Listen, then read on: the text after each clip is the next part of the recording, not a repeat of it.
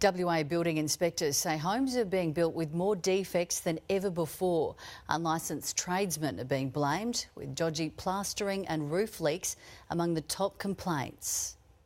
At first glance, this Ellenbrook home appears shiny and new, but look closer and the cracks begin to show in the walls and the tiles. Paint is also flaking off dodgy plastering in every room, and the property is just 2 years old.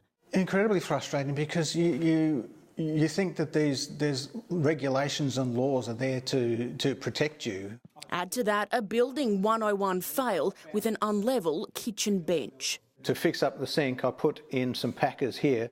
There are plenty more disgruntled homeowners just like Deej Kenny. Soft wall plastering caused by short-cutting materials is the #1 problem found by the state's building inspectors, followed by showers leaking through waterproofing into walls, structural roof problems, roof leaks and poor tiling. Most of those issues from trades that don't require licences.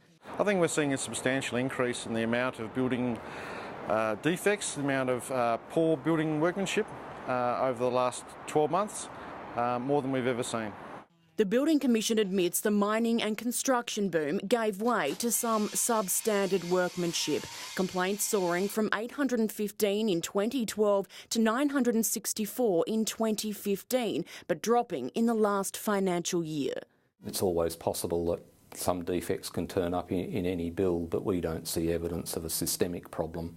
John Samuel disagrees. The plastering at his son's home needed replacing and still isn't up to scratch. Make sure the wall's clean before you start, then pull the tape off the wall and it pulls the paint off. The retired cabinet maker says if plaster sticks to the back of the paint, it isn't set properly. The same goes if it's chalky enough to pick at. He's now created a Facebook page titled Dodgy Builders WA. Within 2 months, it's attracted more than 1,500 followers, posting hundreds of photos of unacceptable works and naming and shaming 28 builders. It's a pandemic, because they're all basically using these cheap, shonky tradesmen. Before building a home, the advice is to ask builders to show you some of their jobs under construction to assess the quality.